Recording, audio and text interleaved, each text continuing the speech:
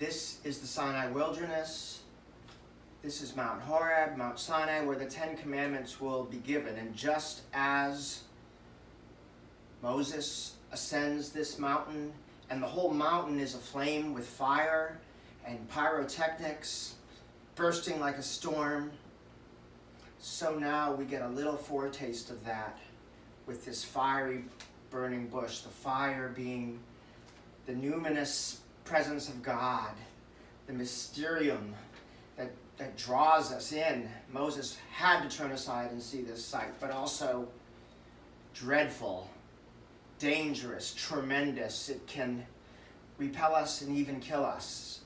Moses hid his face. He was afraid to die from looking at God. But God speaks, doesn't appear in a visual form. It's that auditory revelation that is most intimate, most personal, the fiery intimacy of God.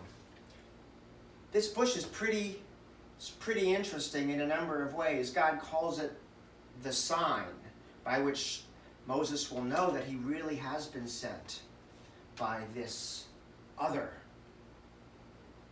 the one beyond all creation who has created everything, even Moses' mouth, which Moses claims doesn't speak well. This nature of the bush as a sign has tripped up a lot of interpreters and even many translations.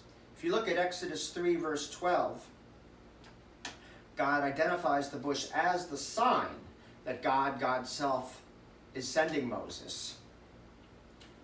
Some interpreters think, oh, the sign must be later on, when everyone camps around the mountain and sees the 10 Commandments coming down from the fire. That will be the sign. Well, that's too late to be a good sign to reassure Moses.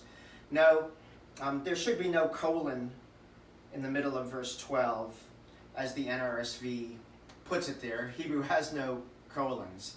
The sign is not that Israel will travel to this mountain. The sign is the burning bush. So why does the burning bush appear at the very beginning of the story?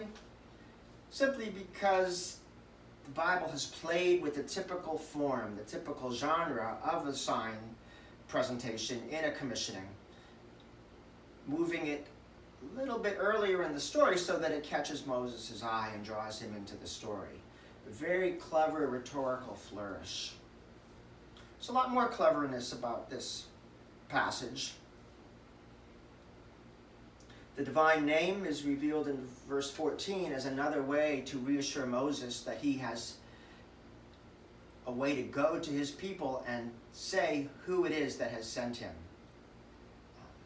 The God who is beyond all that we know in our world and yet is intimate with us.